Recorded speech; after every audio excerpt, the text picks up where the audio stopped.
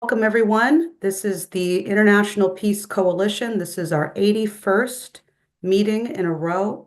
My name is Anastasia Battle. I will be your moderator today, as well as Dennis Small and Dennis Speed, who will be co-moderating with me as well. We created this forum in order to bring together and unite the peace movement around the world above various different ideologies, many different nations, different cultures, in order to accomplish true peace in the world. If you are absolutely committed to creating true peace and stopping thermonuclear war, you are absolutely welcome here. And we really encourage, especially if you're new, to speak up during the discussion period. With that, I'd like to open it up to Helga Zepp-LaRouche, who's the founder of the Schiller Institute and the initiator of the International Peace Coalition. Please go ahead, Helga. Let me say hello to all of you. I think that our discussion of the last several weeks about the danger that the period leading up to January 20th, when President Trump will, in all likelihood, get into the White House, would be the most dangerous period in the history ever. Unfortunately, of that assessment, there is no change in sight. As a matter of fact, more signs speak in favor of it, both in respect to the situation in Ukraine, but also in respect to the Middle East, and naturally overall the strategic confrontation between NATO and Russia, NATO and China, the United States and China.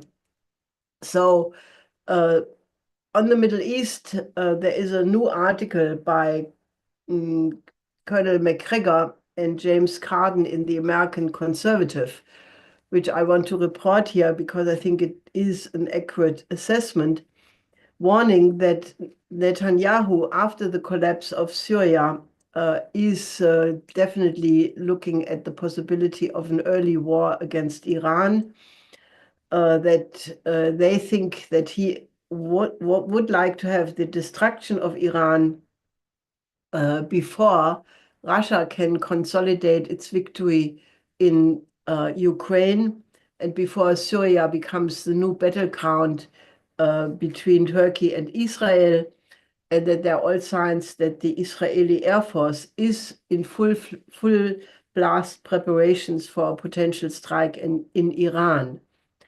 That Netanyahu wants this war with Iran to confront Trump with a fait accompli, making it practically impossible or extremely difficult to have a disengagement afterwards.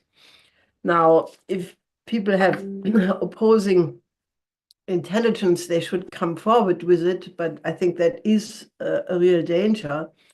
And, also the truth about what happened to the sudden collapse of the Assad government in Syria, more and more pieces of the intelligence are now coming in. One piece is reported in the British Daily Telegraph, which says that the British and American trained fighters of the Revolutionary Commando Army, the RCA, this was a group which had been trained to fight against the Islamic State. These people of the RCA were told by US Special Forces just about the time when, the offensive started.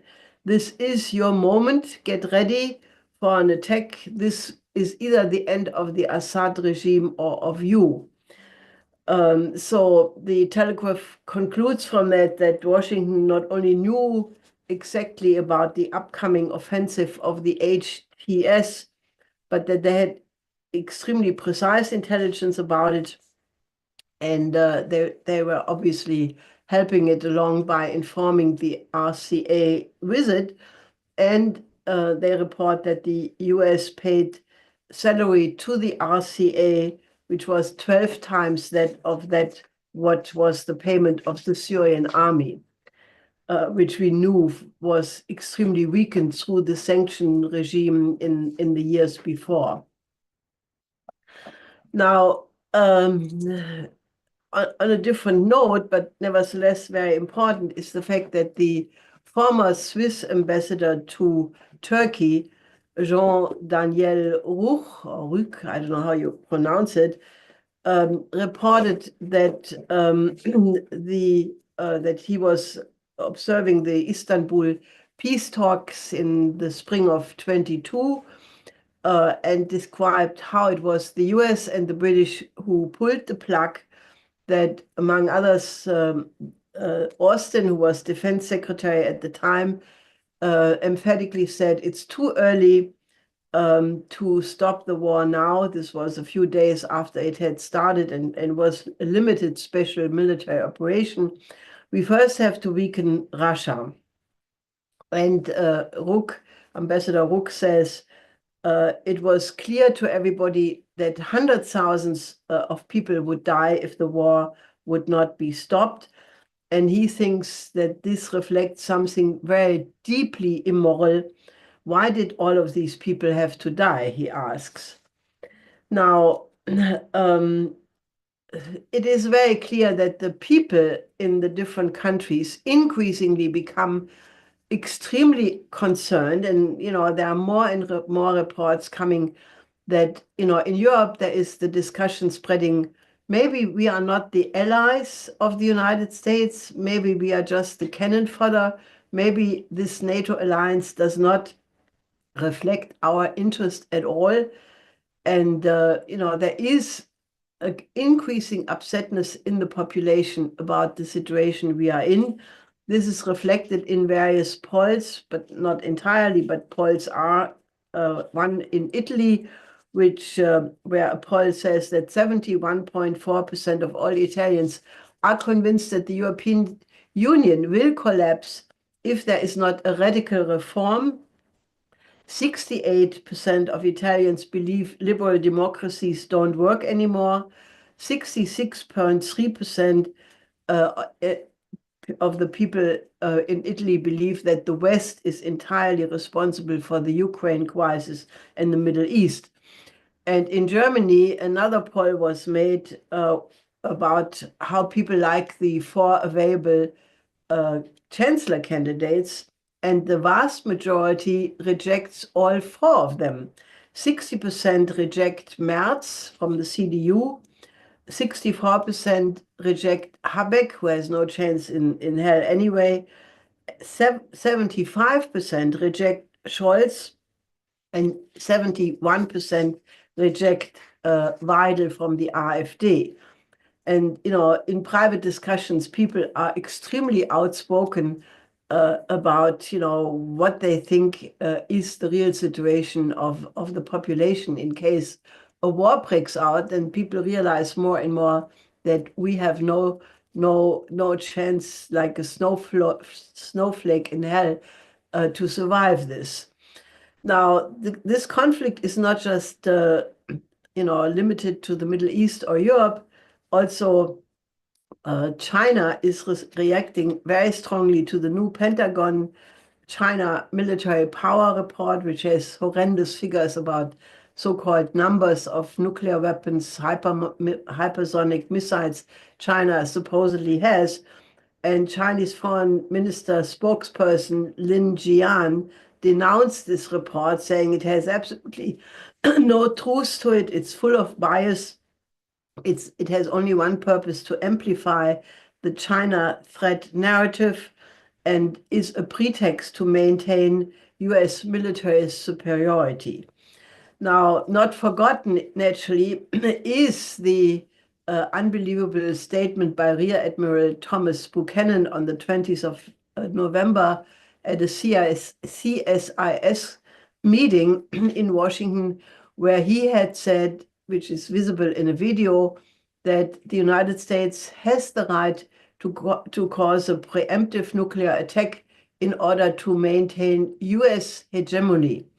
And the only preservation he had made was to say the United States must make sure that we have enough weapons left so that in a future conflict with potential adversaries, we can still defend the US leadership role in the world with nuclear weapons, which is an unbelievable statement because it implies completely ludicrously that you can fight a limited nuclear war and continue to live on, and that, basically that this is a protracted perspective, more limited nuclear wars to follow. Now that news slowly but steadily is getting into the alternative media in Europe so that people are waking up to this slowly. And another aspect which the former Swiss ambassador to Turkey, Ruk, also referred to was the Oreshnik, saying that, with the successful testing of the Oreshnik missile, the West has not many options left, because it's now very clear that the ABM systems don't work as a defense against the Oreshnik. Also, drones and other things don't function. So the only thing left is the use of even more destructive weapons on the side of the West. So he concludes that obviously Russia no longer needs to use the nuclear threat, but now the West is, in need to use the nuclear threat. And then he stops his reflections with the sentence, "Are we really prepared to fight a NATO-Russia nuclear war?" And I think the answer to that is emphatically not. But, the simultaneity of all of these different crises unfolding makes it very, very clear, that we need to go into a completely new paradigm. It's very laudable that General Kellogg, who is the special envoy of Trump for Ukraine, has denounced the various military actions by the United States, including the use of the ATACMS and similar things. But we are in this period between now, before Christmas, into the New Year period, into, until January 20th. And I can only call on people to absolutely join our mobilization internationally, call up your respective parliamentarian, tell them about the immediate danger, and basically get them to intervene to stop the delivery of weapons to Ukraine, to basically forbid them to be sent, likewise to Israel, call for an immediate ceasefire.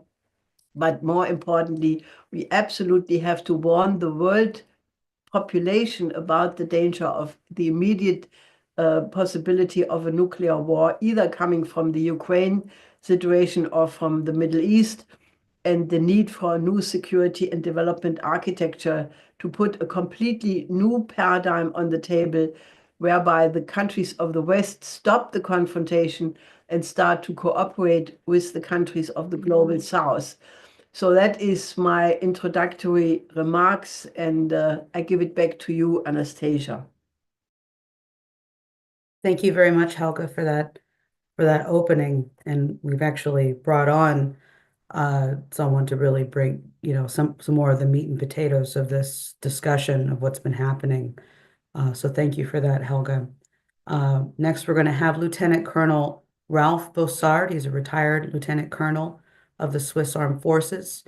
He was a consultant on military strategic affairs and a senior planning officer for the Organization for Security and Cooperation in Europe's Special Monitoring Mission in 2014. And the list goes on and on. He's a very respectable person. Thank you so much for joining us, Lieutenant Colonel Ralph Bossard. Please go ahead. Well, thanks a lot for having me. Good evening from Switzerland. When I heard the reports about the Oreshnik missile, that rang a bell for me. Much of what I heard about it reminded me strongly of the discussions we had in 2013 and 2014, when I attended training at the Russian Military Academy of the General Staff in Moscow. Back then, we talked about the standardization of weapon systems, of carriers, of weapons itself, and of individual components as well. The reason for that is a quite simple one. It costs huge sums of money to keep a large number of different systems in operation. I also realized this when I served as the Chief of Operations Planning of the Swiss Armed Forces in Bern. The more intensively you use your equipment, the more expensive it becomes, of course, to operate it. I suspect that Russians reacted immediately when President Trump cancelled the Intermediate Nuclear Forces Treaty and they began developing a new medium-range ballistic missile on the basis of existing components. This approach, of course, promises faster progress, costs less, and produces reliable results. And the new device, if you proceed like that, does the job from the beginning without forcing the buyers to deal with malfunctioning components for years. I mean, those who know the story about the Puma infantry fighting vehicle or the F-35 stealth fighter know what I'm talking about. This is how the Russians proceeded with tanks, with Sukhoi 34 tactical bombers, and probably in other areas as well. I mean, I could understand the Trump administration when it cancelled the INF treaty, but the development of a new medium-range ballistic missile by Russia was an effect that they may not have taken into account, I guess. In the end, the Russians did not do anything revolutionary new, as certain statements by President Putin may suggest. They simply turned known technologies and functioning components into a new missile. Equipped with several warheads, possibly with decoys as well, and the ability to fly evasive maneuvers at hypersonic speed, the warheads of the Oreshnik are in fact almost impossible to intercept after re-entering the Earth's atmosphere. President Putin could well be right about this, and the way his government proceeded was rather efficient, I guess. Shooting down an Oreshnik missile in the start phase, like any missile, is technically the easiest, but militarily the most difficult, because the interceptor missile would have to be positioned close to the launch site with a range of apparently up to 5,500 kilometers. Russia can launch these missiles far inside the country and still hit targets in Russia's neighboring countries. Here I see certain possibilities for treaties that restrict the deployment of medium-range weapons, and I think it might be worth talking about that and starting talks at all. Systems that shoot down ballistic missiles on final approach can only have a short range due to the laws of physics and the limits of today's technology. And even the Verkhovna Rada in Kiev or the European Parliament can't change these laws, although Mrs. von der Leyen may think it is possible. And even the Patriot air defense system available, if all of them made available on Earth would be deployed in Ukraine, they wouldn't be able to protect the whole of Ukraine. The country is just too big.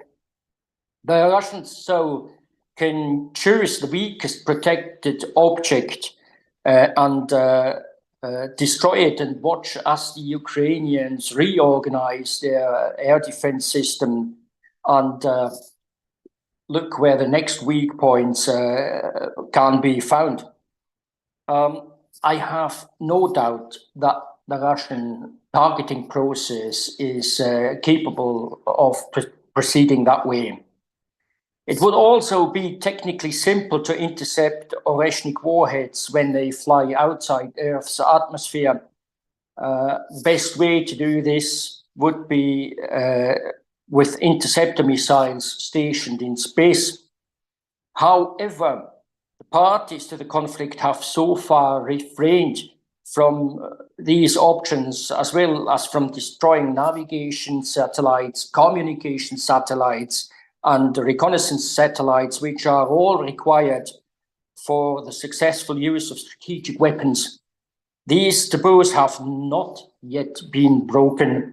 This shows that even the Biden administration is observing limits in its support for Ukraine. This also gives reason for some optimism that a system of confidence and security building measures can perhaps be established in these areas. And you know, these CSBMs were a big issue when I was working within the Organization for Security and Cooperation in Europe.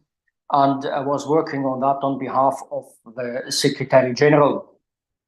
A second topic that we used to discuss in the Russian General Staff Academy was non-nuclear strategic weapons. The Russians were already thinking about this when Nikolai Ugarkov and Sergei Akhromeyev were serving as chiefs of staff of the Soviet army in the 1980s. In these years, scientists in the Soviet Union too began to warn of a nuclear winter as a consequence of a nuclear war that would destroy the foundations of human life on Earth.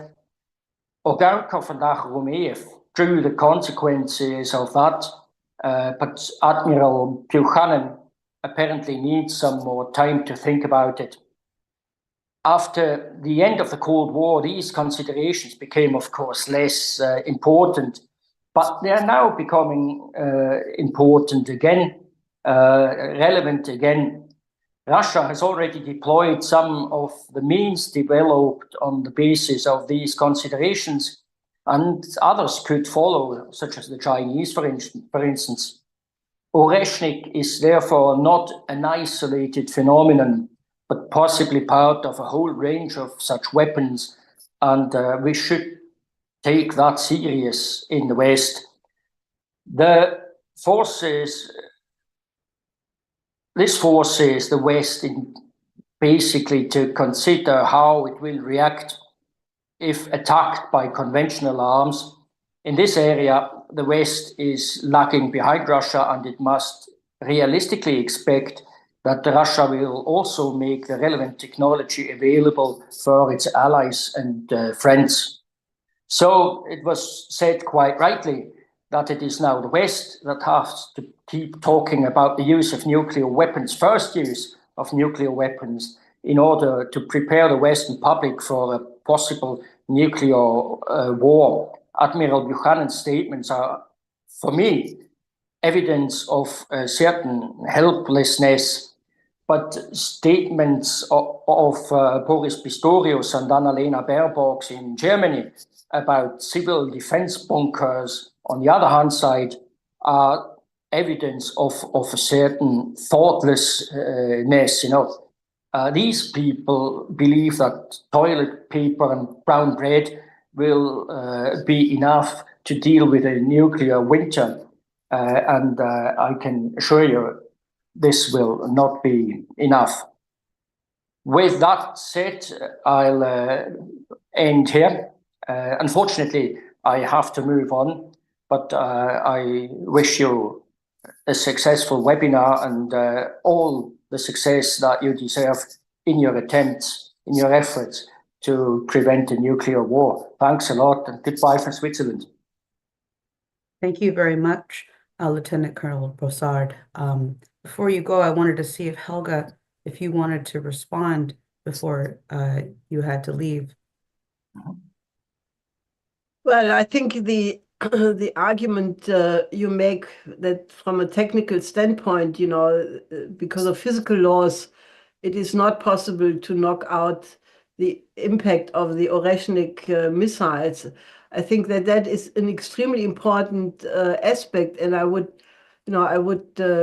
really encourage all the participants of the IPC meeting today to interview Colonel Bossard, because I think the Western media are very light-headed, by saying, "Oh, no problem, there's nothing new about the Oreshnik," but it's not true. The West or West Europe is not defendable against the Oreshnik, and maybe you can reinforce that point about what you are saying, that even von der Leyen cannot change the laws of physics. I think that's a very important point.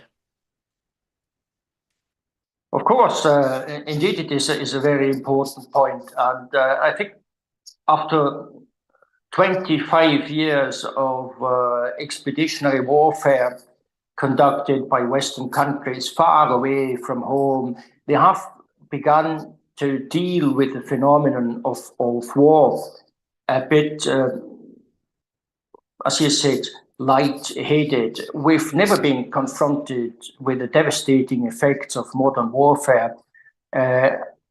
We've never been confronted with the effects that we inflicted on other countries and peoples, and we should really start thinking about what we've done to other countries and peoples, and that might make us understand why they don't like us very much abroad. Exactly. Thank you so much, Lieutenant Colonel Bossard. We are definitely Most warmly welcome. We'll definitely take this and get this out far and wide. And whatever media contacts me, if they don't get a hold of you personally, I'll make sure to pass it along, because I think getting this out far and wide would be very important. With pleasure. Thanks a lot. Thank you so much. Cheerio. Safe travels. So unfortunately, our friend Vanessa Beeley, I think, is a little tied up right now. Hopefully she's safe and everything's fine, but she does have some issues with internet. So we're going to make a slight adjustment to the agenda, and we're going to go to Professor Steve Starr, who is a regular on the International Peace Coalition and very good at scaring the pants off of you and going through what real nuclear war means. So I think we'll let you take it from there, Professor Steve Starr. Okay, thank you. It's always an honor to be on these programs. I appreciate very much the effort that y'all are making to try to wake up the world to the dangers of nuclear war. I am going to speak to what Helga just mentioned, the danger of the hypersonic weapons that Russia's created, and that it's not possible to intercept them. But first, I'm going to I'm going to share my screen here. I'm going to talk about the assassination that took place this last week of the Russian lieutenant general who was in charge of Russia's nuclear, biological, and chemical defense forces. I would stress the biological part because that was, he really did a lot of work in that area. This headline came from German news source, and it talks about him earning a reputation for spreading misinformation. But the misinformation is coming from the West. I mean, that's a problem we have all along, is trying to explain all these dangers to the public, and the media does not help. The U.S. had quite a few biolabs in Ukraine, and they were financed by the U.S. Department of Defense. This map shows some of the locations. These were biosecurity level 3 labs, which handle highly contagious organisms. The level 4 is the very most. There's only a handful of those in the world, but I think in the United States we might have 200 or 300 biosecurity level 3 labs. So they have maybe as many as 46 in Ukraine. Seemed like kind of a lot. Victoria Nuland admitted that we had these labs when it came public, and they were trying to get some of the pathogens out of those labs and back to the United States, and she was confronted with that, and she admitted it in a news conference. This document comes from the U.S. Department of Defense, and it's a fact sheet on. They mentioned that there's 46 peaceful Ukrainian laboratories. Well, this is because they were always putting these labs forward as being doing health research for Ukraine. And the U.S. Embassy still, even today, they still have a webpage that describes the activities of these biolabs. They came under the idea of biological threat reduction, which goes back to the Defense Threat Reduction Agency. At the end of when the Soviet Union collapsed, They had some biolabs in Ukraine, and the U.S. actually took over those labs. And there was a question about, well, what do we do? Do we let these scientists go, and then maybe they make their way to other hostile nations? So a lot of them were kept employed in the labs.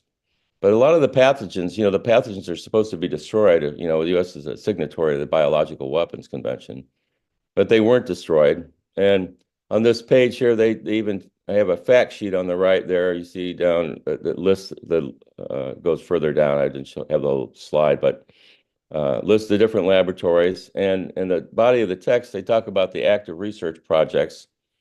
And I call your attention to the first two there, the risk assessment of selected avian EDPs potentially carried by migratory birds over Ukraine. Well, this could include avian flu, and the migratory birds in Ukraine usually migrate into Russia.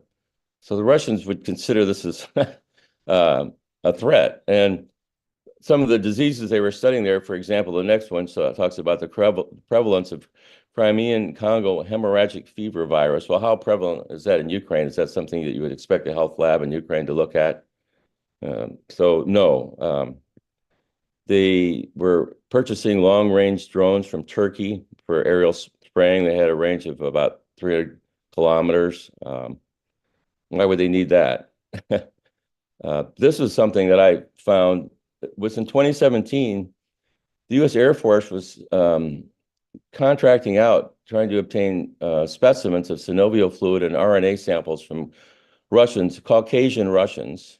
And they specified that they didn't want any Ukrainian RNA or tissue samples, only Russians. Well, why would the Air Force be looking for that? I think the Russians would be concerned about that. The U.S. has biolabs in a lot of places, not just in Ukraine. So this is something, that's you can say you're studying a vaccine. In order to create the vaccine, you have to have the pathogen to do it. And so it's a way to continue research into biological warfare under the guise of health. So I just think I wanted to point that out because the assassination of that general this week that was a big reason why he was assassinated. So let's move on to probably even a more important topic. It's hard to decide what's the worst subject here, but the Russian hypersonic missiles and warheads they are impossible to intercept. So if we can't shoot them down, who in their right mind would want to start a war with Russia? So who's firing missiles into Russia right now? We are, right? The West. I want to explain the difference between a little bit of the ballistic versus a hypersonic flight pattern. At the top of this, you can see it's a parabola. It's a very predictable shape. The ballistic missile goes up and releases its warheads, and they come down. They can be independently targetable and hit different places, but they're not really maneuverable. They're following up the trajectory, basically, from the ballistic missile. A hypersonic missile, if it's a true hypersonic missile, it's not really a ballistic. It doesn't follow a path like that. It will come up, and it basically can stay sort of at the very top of the atmosphere, which makes it harder to find with radar. And it will release these glide vehicles, kind of dart-shaped looking things. And they use a new type of technology that it's really amazing. And Scientific American published an article in 2018 on this called How Russian Hypersonic Missiles Work. I got this diagram from that. They use a thing called magnetohydrodynamic, the Russians call it magneto-gas dynamic electric generators. And these create a huge amount of electricity with physical principles that are really difficult to understand or let alone explain. But these electrodes can act to annihilate the shock waves and the drag that's created. Typically anything that goes through the atmosphere, it heats up from the resistance. And I'm not sure if it doesn't completely eliminate all, but I don't have to confess that I'm not a physical chemist and I can't fully explain it. But what it does is it makes this maneuverable, and it makes these warheads so they can skip all around and with very little friction. And when they first were announced, when Putin talked about these weapons, people said, no, that's impossible. A missile can't go that fast in the atmosphere. It gets too hot. But this MHD system eliminates that and allows it to be guided and maneuverable, and it makes that impossible to intercept. This next clip here is from 2018.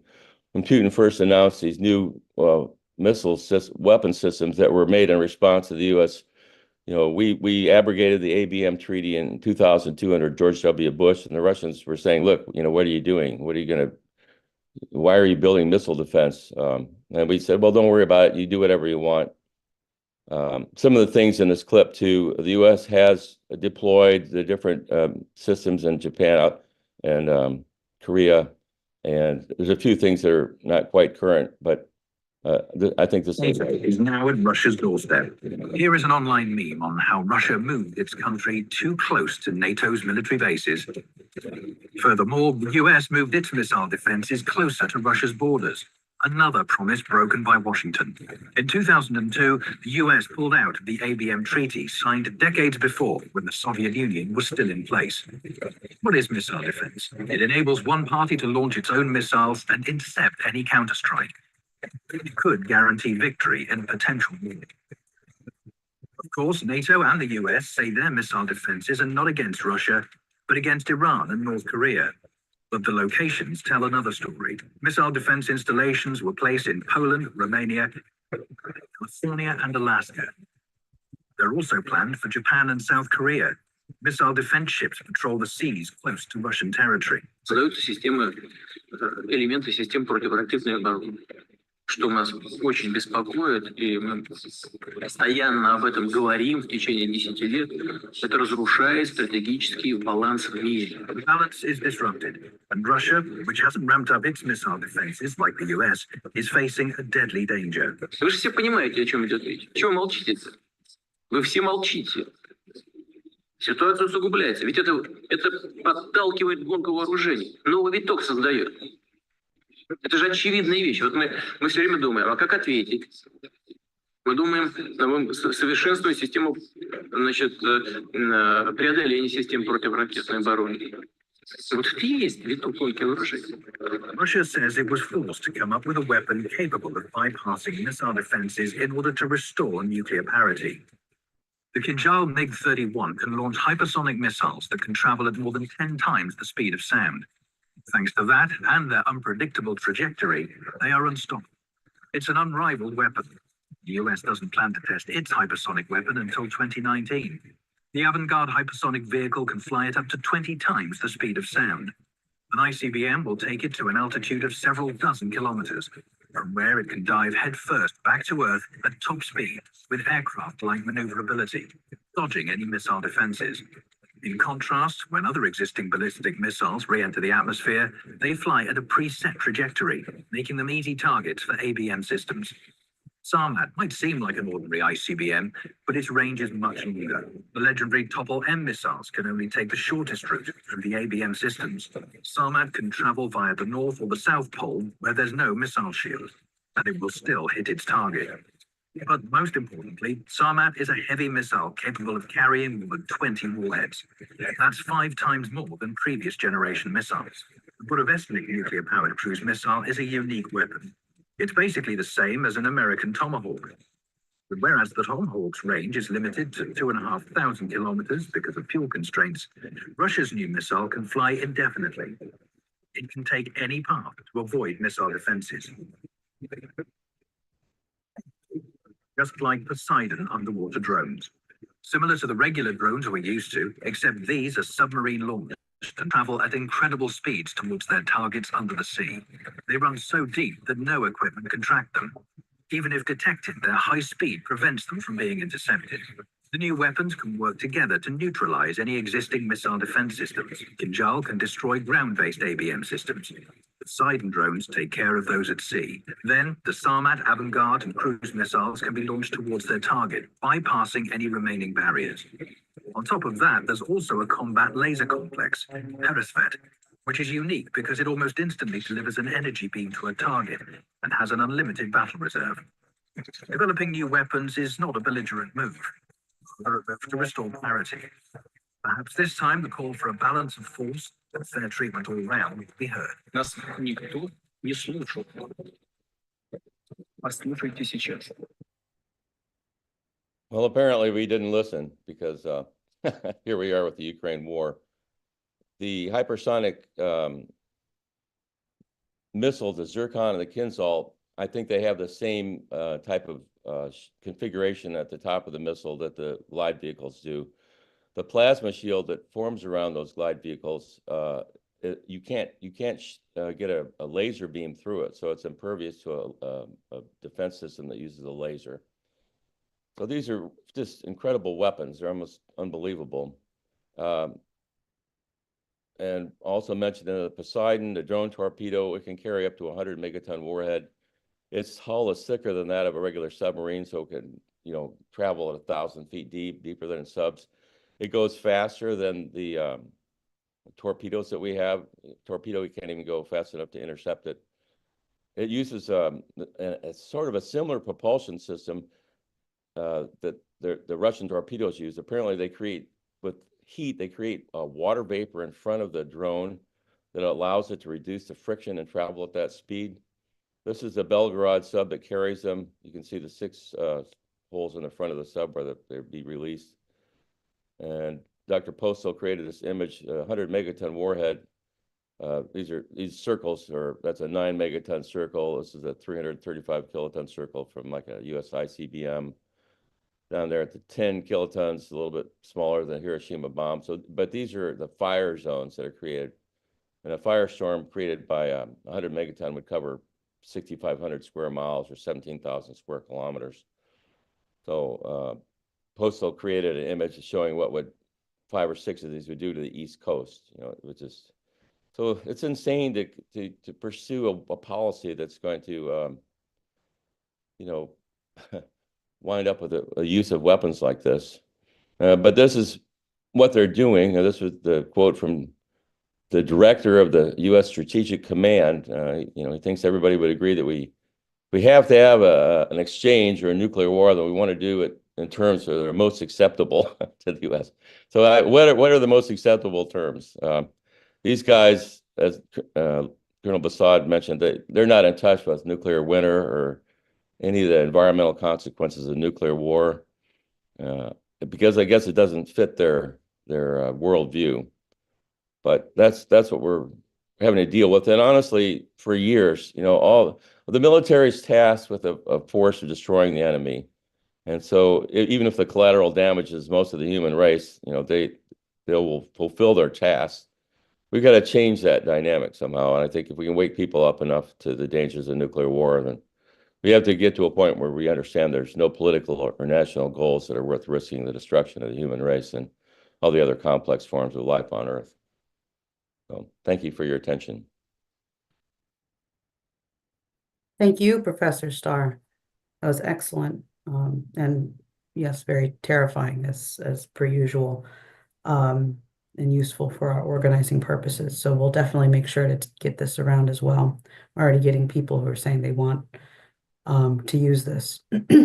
Anastasia, are you saying Helga wants to say something? No, I didn't. So sorry. Please go ahead, Helga. I have a question to Professor Starr.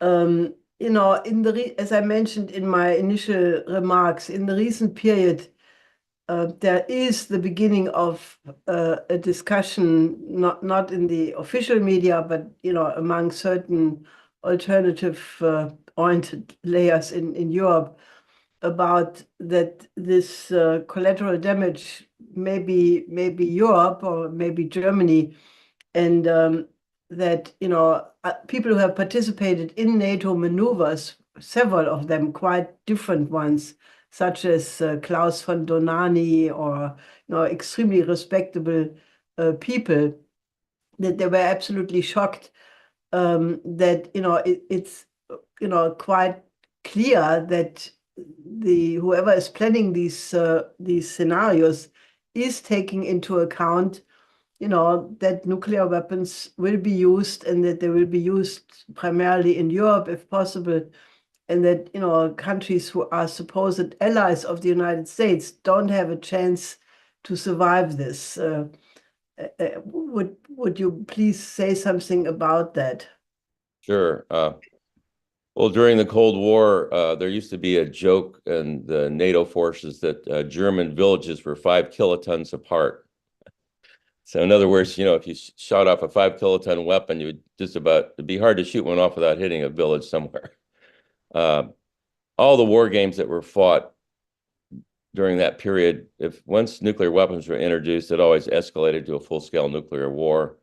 There's a danger of losing your command and control in a nuclear war fighting scenario, and all the nuclear weapon states have always been worried about that. So they have redundancy in their communication systems, but the electromagnetic pulse fries all the solid state electronics. And I wrote a book on EMP. The U.S. Air Force has software programs that calculates EMP from 100 kiloton weapons, so it's a consideration. But all of that gets wrapped up into the idea of use them or lose them. So if you start shooting off nuclear weapons tit for tat and you escalate, and then first Europe is destroyed, but there's always going to be that fear, well, what if they strike us? So there's a real danger that there would just be a preemptive strike. When Buchanan talks about prevailing or winning having a war on acceptable terms of the United States, that implies a first strike, because the only way the U.S. is going to, in the war theory, the war planning, is to launch a first strike against Russia, because look at the Russian weapon systems. We can't defend against them. They launch them against us then. And because hypersonic weapons are so hard to detect, if they're coming over the South Pole, our radar isn't even set up to look for that sort of thing. So, when there was peacetime, there were still false alerts of nuclear attacks that never escalated in a full-scale nuclear war. But one of the things I worry about is that they're so belligerent, they're shooting missiles into Russia. All it takes is one mistake like that now, a false warning of attack believed to be true by either side. And the Russians, according to Dr. Postel, have not nearly as good satellite coverage of the U.S. As the U.S. does of Russia. So we're walking on thin ice now. It's just so insane to aggravate this and act like the hubris is so immense in Washington. I think they think they're invulnerable. I think they can make Russia back down, because we'll make Russia act responsibly even if we don't. So that's a kind of a long answer to your question, but it's once you start shooting nuclear weapons off, it changes everything. I have one follow-up remark. I mean, when Admiral Buchanan says that this war has to be fought in the most acceptable terms for the United States, after everything which was said so far, means that this is absolutely not acceptable terms for Europe. Isn't then the logical consequence that if Europe wants to survive, we should get the hell out of NATO as quickly as we can? I think that's exactly right. That's something they would never enunciate, because they've always had the nuclear umbrella, and even in the Cold War there was questions about would the U.S. really engage with Russia with ICBMs on Moscow and Washington, and they said no. I think the plan would be to fight the war there in Europe if they could manage it. But I think it's an illusion that you can manage a nuclear war where everything's so high speed. These missiles, those intermediate range, the Oreshnik missiles can hit targets in London in 14 minutes. I think Germany, 5 or 7 minutes. So it's just fast. It's even by the time you detect it on radar, the missile's halfway to the target. It's too fast. So we need to defuse the situation. And hopefully Putin is waiting to see Trump, because Trump has condemned the missile attacks on Russia a number of times now.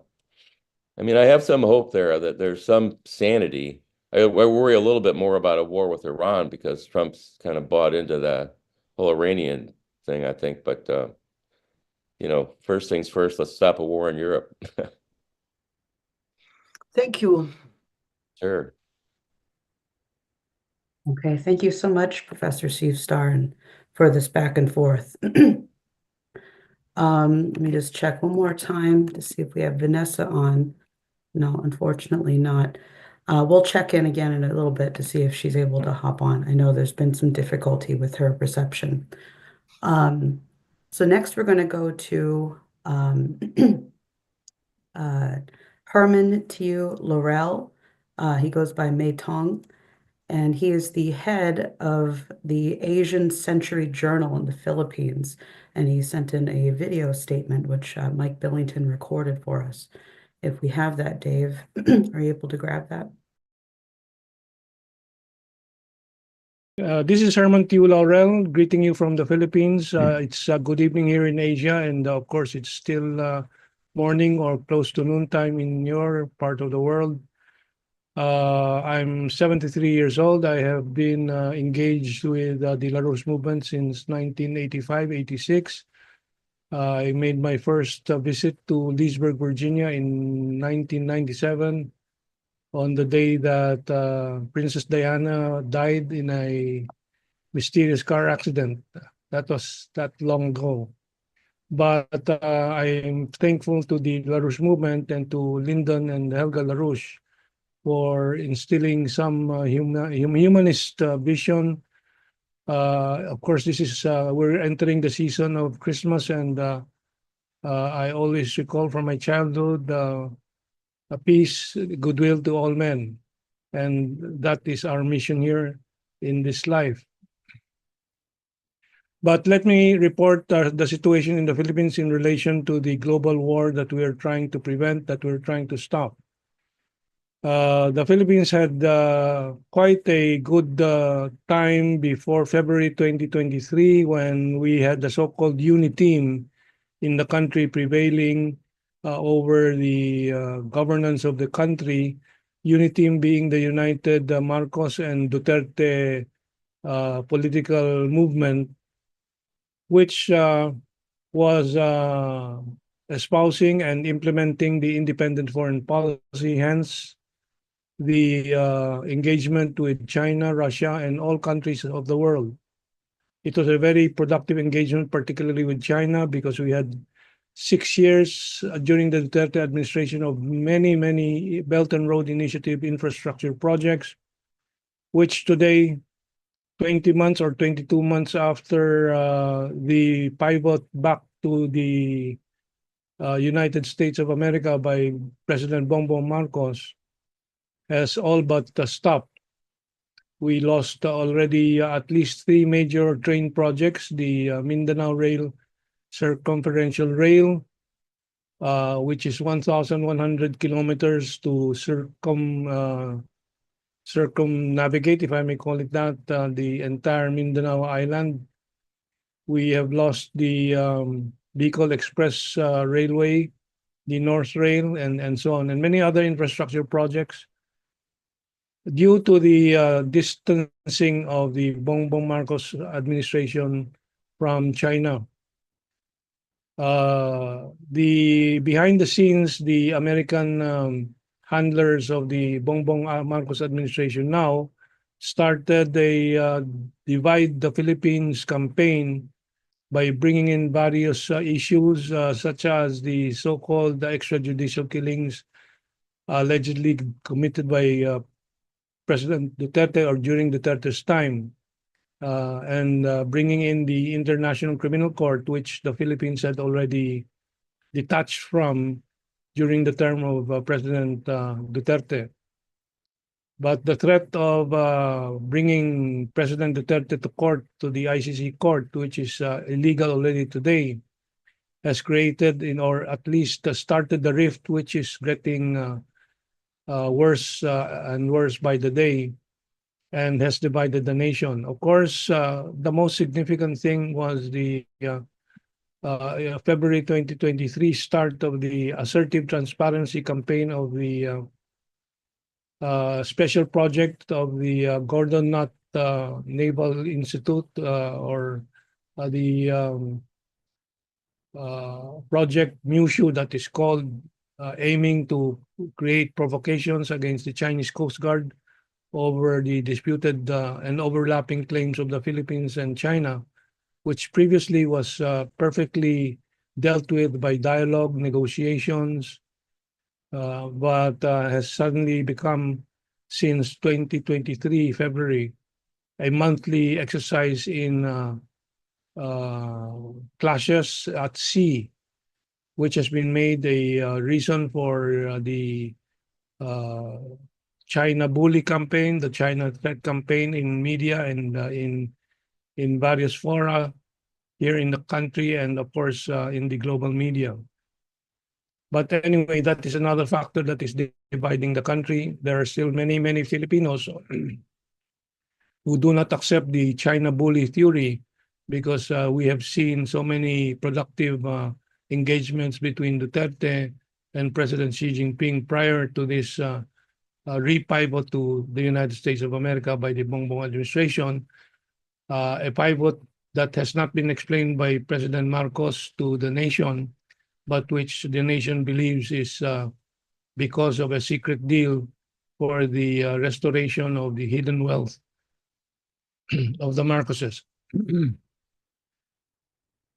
But let's fast forward to what is happening today and this year in April of 2024 on the excuse that it was going to be used for military exercise, the Balikatan, the United States brought in several units of Typhoon missile launchers that are capable of launching SM variations of missiles and mid-range missiles and Tomahawk cruisers.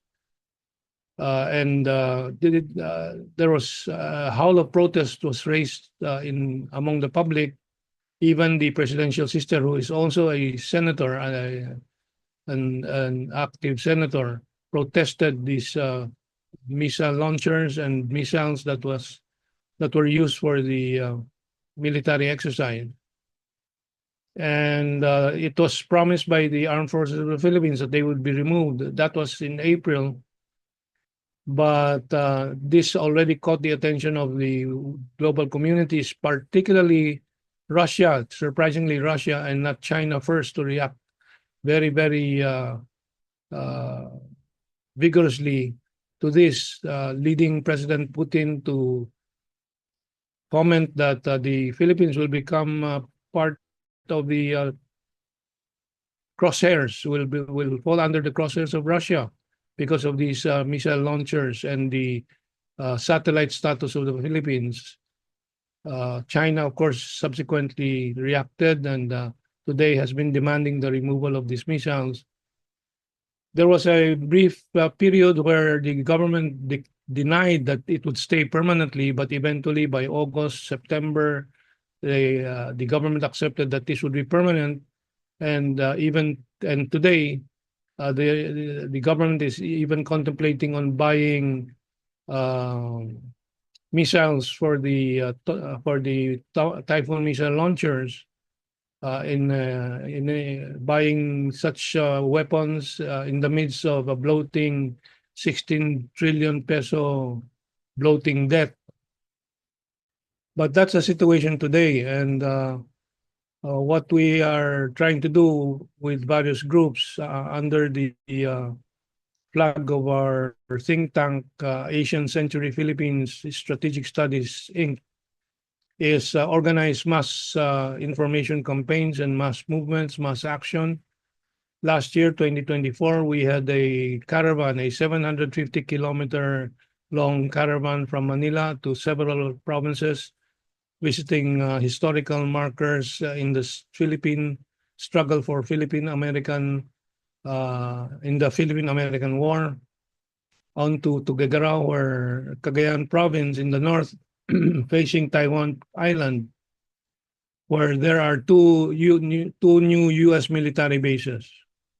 This was followed this year in August of 2025, 2024, I'm sorry, of anti-war congress we held in the middle of the Philippine Islands, Cebu City. And we are preparing to launch similar congresses in 2025, January, February, in the Mindanao Island, the city of Cagayan de Oro, where there are several installations, military installations, including a U.S. base there in Lumbia Airport, International Airport, and a new naval base under the guise of the Philippine Navy, but which everybody believes is going to be an American base. We'll proceed there in a caravan to Davao City to have consultations with former President Duterte. And back to the north, we will have hopefully January or at least February a demonstration, a mass demonstration at Lawag City, at the Lawag International Airport, where the Typhoon missile launchers are based. So in sum, within the 10 minutes I am given, this is my report on what we are doing. There are several streams of groups that are anti-war in the Philippines, maybe 2 or 3 main streams of thought, but we're all in the same direction, protesting these military bases. But I should remind everybody that in 1992, our Philippine Senate rejected all the military agreements, and in our 1986-87 Constitution, Article 18, Section 25, we have a provision banning all foreign military troops and bases in the country. So these military bases that Bongbong Marcos has accepted and has accepted to expand, the American troops now stationed in these military bases amounting to 9, numbering to 9, but there are many extension bases that we're still identifying. One senator identified 25 bases that are not declared as bases, but this is a growing problem for the Philippines. So it is going to be a magnet for retaliation of any enemy of the American military in this region.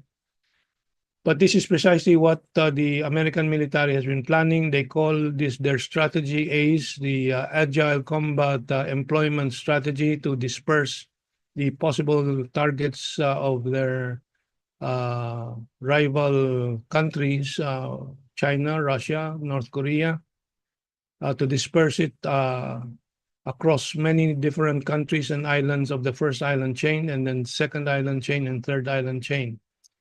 But to make a very long story short, we Filipinos need to take out all these bases and all these missiles to ensure that our country and our region, Asia and ASEAN, continues to be a sea of calm and stability and peace and prosperity.